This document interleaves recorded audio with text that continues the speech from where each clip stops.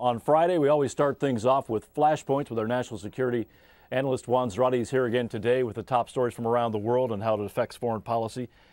Big change at the top in the Afghanistan war with McChrystal out, Petraeus in. What's going on there? Yeah, Bob, what the enemy couldn't do to Stan McChrystal, take him out, a magazine article has done. And unfortunately, Stan McChrystal and his team only have themselves to blame.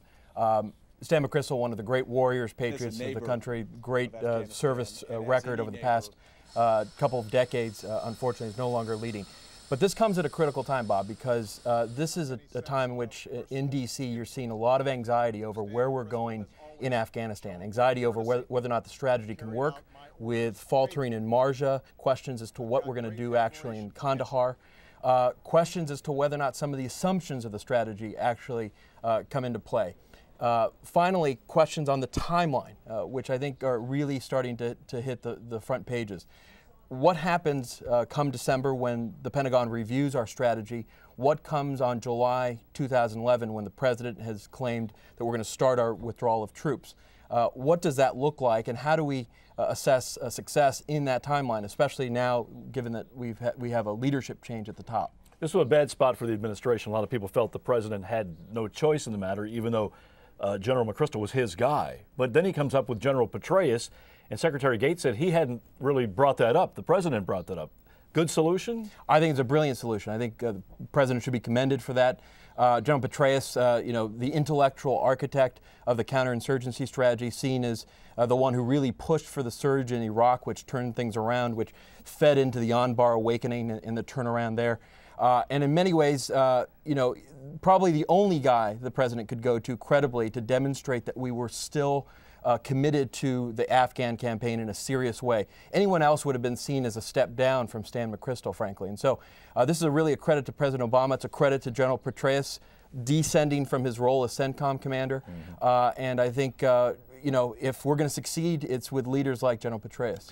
Didn't get a lot of publicity this week, but the Supreme Court had a pretty important ruling in terms of terrorism prosecutions. What's this about? What's it mean? This was the case of Holder v. Humanitarian Law Project. This is a case that's been going on for a long time, actually, but gained steam after the Patriot Act modified the material support provisions of this law. What this law does is it disallows American citizens from providing support to any designated foreign terrorist organization. And over time, Congress has modified what that means. The plaintiffs challenged this law. They said, we want to provide peaceful services. We want to train some of these groups, like the Kurdish group PKK, like the Tamil Tiger group, LTTE, in dispute resolution, peaceful things. And so the challenge was on First Amendment and Fifth Amendment grounds. The court ruled that the U.S. government has the ability and the right to restrict American citizens from providing that kind of support to foreign terrorist organizations. There's been a bit of an uproar from those who see this as a blight on the First Amendment, but I think it's really an important case and one to look at because it reinforces U.S. policy on counterterrorism. That is to say, when we designate a certain group as a foreign terrorist organization, there is a fence ring around that group, and you can't go into it. You can't provide them money, you can't provide them materiel, and you can't also provide them skills that actually legitimate their cause, because their cause is ab initio, from the start, illegitimate. Key tool for prosecutors, I think, everywhere. I think absolutely. Iran, every Friday, Iran's on the menu with flashpoints, and there's a crackdown there now against the Sunni extremists. Yeah, I think this is important to keep in mind because we often lose track of what's happening in the internal divisions within Iran. And this isn't about the opposition movement, the Green Movement, but you do have groups that are violent, that are operating in Iran, that have both ethnic and religious motivations. And what you've seen with Iran over the last couple months has been a real crackdown on these groups. In particular, this group called Jundullah. It's a Sunni extremist group that purports to defend Baluch ethnic interests within Iran. Iran was looking for the leader of this group, Rigi, for a long time, several years, and they finally caught him in February, and they just executed him. That follows an execution from a couple of weeks ago of another Jundullah leader, and they're going after other groups like PJAK, which purports to support and defend interests of Iranian Kurds. And so I think this is important to watch because it's another dynamic internally within Iran that represents some degree of division, some degree of instability that we've got to keep an eye on. And the last stop this Friday, Colombia, the presidential election there. What about the result? What does it mean?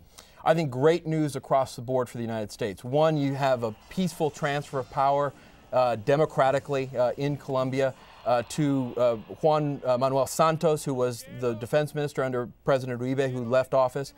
Friend of the United States, Western educated, went to the University of Kansas. He's a Jayhawk, also went to Harvard. And really is seen as a mastermind of the rejuvenation of the Colombian economy when he was the finance minister.